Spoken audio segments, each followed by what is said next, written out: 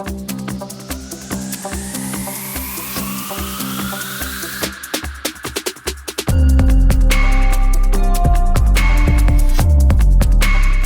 shopping is in full swing with 15 days left to Christmas. Though shoppers got an early start this year on concerns about product availability and, perhaps, a shift away from last-minute, last-ditch shopping. Prices are up, order values are up, discounts are down, and the economy is still strong, even as the Great Resignation continues. In this edition of Commerce Code, loyalty programs and the 2021 Holiday Shopper with James Berry of Collinson Valuedynamx.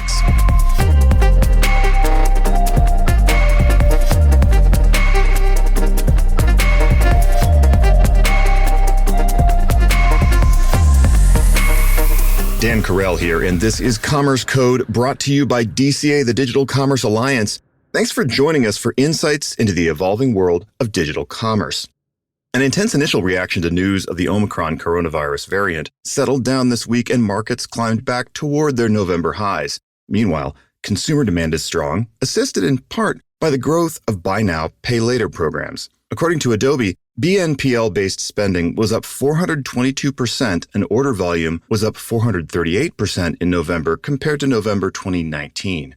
Consumers chose BNPL on 8% of their Cyber Week orders, about a third more often than last year, according to Salesforce. Looking to join BNPL in growth, banks are putting big energy into credit card marketing as consumers paid down their credit card balances during the pandemic, cutting into interest revenues. The markets and economic fundamentals may be strong, but consumers remain wary of the overall economy, so credit card marketing might be more uphill than in the past. We're into the core of the Christmas shopping season, and everyone will need to stay agile. It's still 2021. And we don't know what's around the corner. On today's show, we'll dig deeper into the holiday shopper and the performance of loyalty programs with James Berry of Collinson Valuedynamx. James, it is a pleasure to have you join us on the Commerce Code podcast. Where are you joining us from? I'm joining from London today. Normally I'd be in the office in London, but today at home, I'm sure, like many others.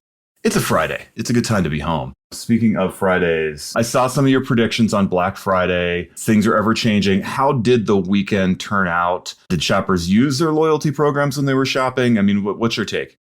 Yes, it's clearly always, like many, a key period for us and our network of partners, that's publishers, merchants, and of course the customers themselves. So we'll always see a peak at this time of year. But I think this has been one of the most interesting to predict and then watch the outcome of. We work with 25 programs globally, and we saw 10 achieve double-digit growth over the period. But I think it's fair to say that that wasn't necessarily followed across the industry. And I think we're seeing and hearing very similar trends. Black Friday was perhaps flat or even slightly down on previous years. However, I think the major difference in this year is that we saw a longer tail of performance over November itself and actually over the month as a whole across all things globally.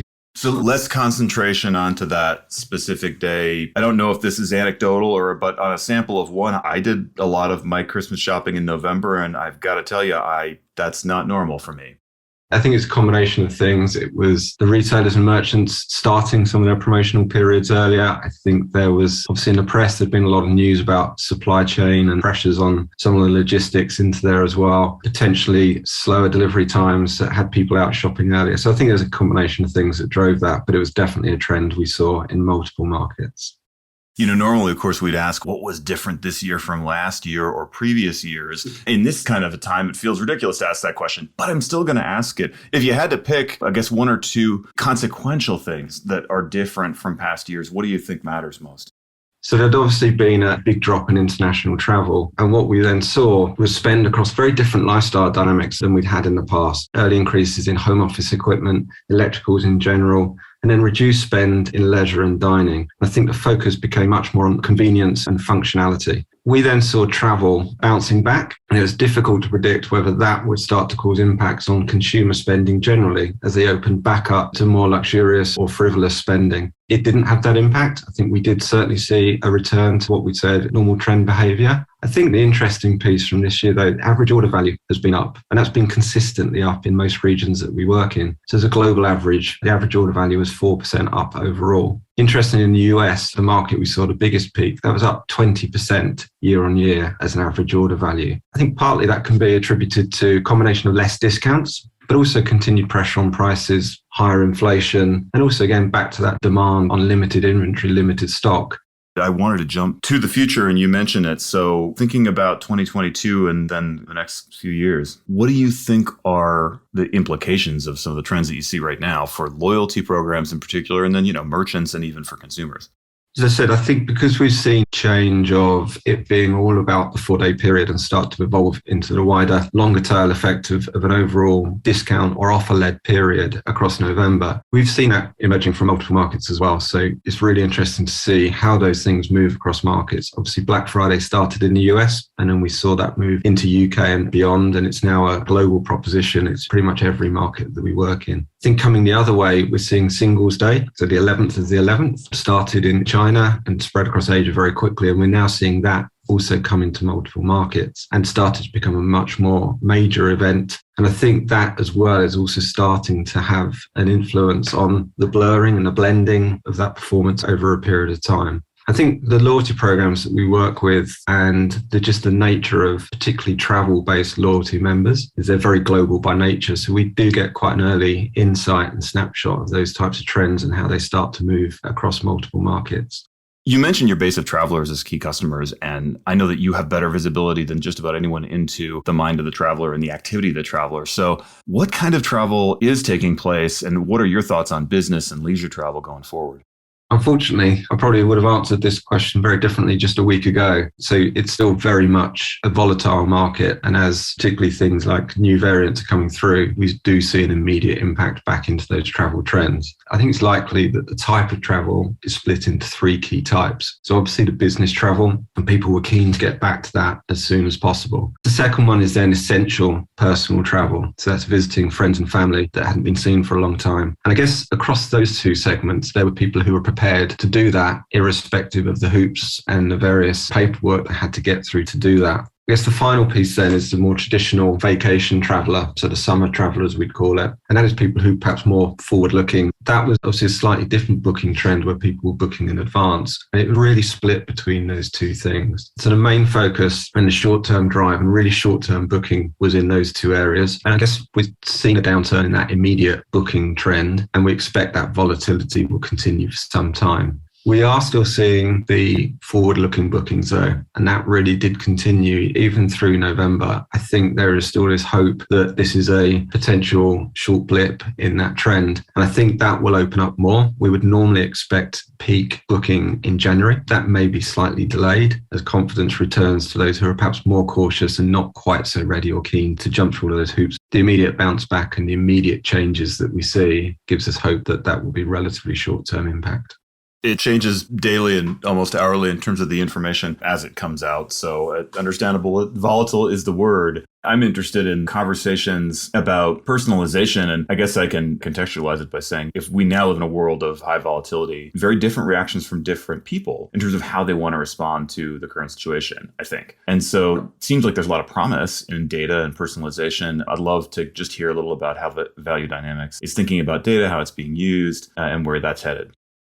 Sure. I think there are 2 aspects to this. First one is how do we deliver true personalization and relevance on a one-to-one basis using that data? And I also think it's about the macro data trends, so some of the things that we can see and spot coming in the longer term, and how we ensure we maximize the insight across the multiple platforms, particularly that we have globally. I guess personalization has been a buzzword for many, many years. And for us, it's about delivering relevance. Personalization is a way of doing that. And it's been increasingly possible to do that through AI and machine learning. So having the benefit of a very large audience whose spend activity we've been anonymized and then mapped to modeling that informs what consumers are most likely to interact and engage with, even if they've not previously spent through our network, is very powerful. And it's a big focus for us. For some programs we work with, we now see up to 30% of all transactions being the result of a targeted recommendation. And then I think there's the broader view that the data gives us. Being able to use that data, we have to inform wider trends and predict what's coming and or react quickly to the changing market conditions, enables us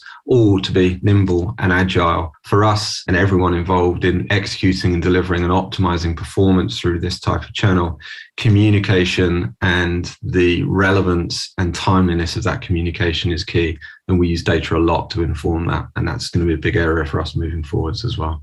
From where you sit, James, how much better will personalization be in a few years? Which is another way of saying, are we early in this process? Is it going to be a lot better? Is it going to be amazing in a few years in terms of the data we're able to use and how we're able to serve customers better with it?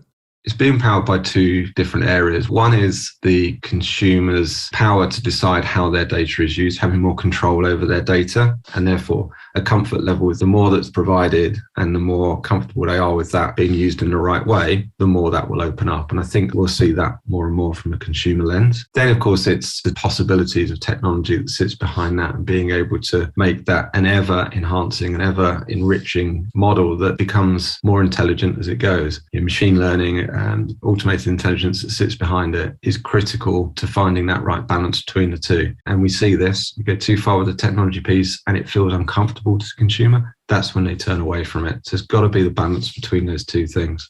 So I mentioned that a lot of my Christmas shopping happened in November. That is not typical for me. I had previously operated on the premise that December 24th was when I had the maximum amount of information about what my wife might want for Christmas, right? And so that was the optimal time. Might have been wrong about that, but I think some other people do this too. What is your favorite last minute gift shopping spot? I'm with you, Dan. I'm definitely a notorious last minute shopper. I think there's that added jeopardy and slight panic, but also real satisfaction as you tick off the last of your lists. And I think you do get a real sense of connection with fellow shoppers as well, who you can see it on their faces. They're all in the same position as us. So for me, it's definitely a department store, local specialist shop or boutique as my go-to gift shopping spot. I think this year I'm actually due to visit my local mall environment on the 20th of December for my COVID booster jab. So whilst that means I'll be slightly earlier than usual, I've earmarked that as my day to combine it with my final bits of shopping. And obviously, it hopefully means I get to spend Christmas safely with my family of all generations, which I guess for many people is the focus for this year.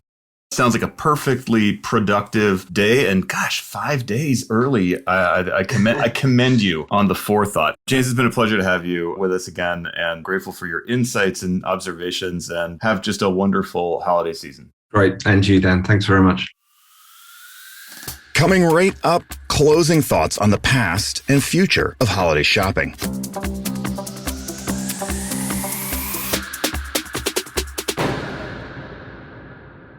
The commercial aspect of Christmas, like all things human, changes.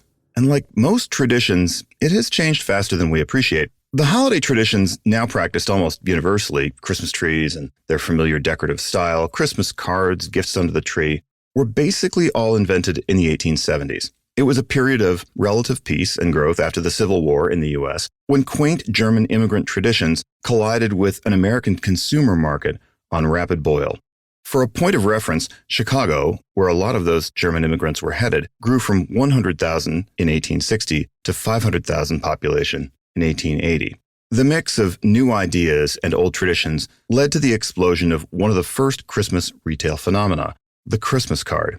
In 1882, a U.S. postal official complained, "I thought last year would be the end of the Christmas card mania, but I don't think so now. 4 years ago, a Christmas card was a rare thing. The public then got the mania, and the business seems to be getting larger every year." His letter carriers groaned under the weight, and Louis Prang, the German immigrant who popularized and manufactured the Christmas card, got very rich.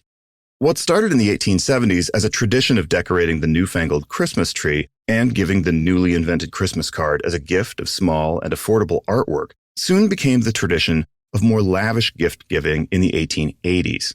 There has been a lot of evolution and change in the 130 years since, but that's when it all got started in earnest. Speaking of earnest, Hemingway wrote that bankruptcy happens in two ways, gradually, then suddenly. That's always the way with transformative change. It doesn't happen in even increments. Transformation is a rush of activity. And in hindsight, we can see that transformation was preceded by some gradual, almost invisible changes that paved the way. American commercial Christmas was transformed in the 1870s and 1880s. And in a sense, it's been pretty stable since then. The basic mix of sparkly winter aesthetics and retail commerce has gone global, and of course has incorporated other holiday traditions along the way. In the midst of that relative stability, it's always worth looking for the next area of transformative change. I think our commercial Christmas traditions are generally safe. I predict for at least another century or two, given that people like giving and receiving gifts, and look, Christmas trees smell really good. But in 2021, it feels like the economic, the retail aspects of Christmas are all up for grabs. As you look at this December 2021, I'd say be on the lookout for what is ready to give way to something new. What's the thing we'll take for granted in 2025 that you just heard about in November? In Hemingway's terms, it seems to me that the consumer experience of Christmas is ready for some suddenly changes. To find out more about the latest trends in digital commerce and digital advertising, check out our website, www.digcomall.org. That's www.digcomall.org. For the Digital Commerce Alliance, take care of yourself and take care of each other. God bless you and happy holidays. This is Dan Carell, signing off.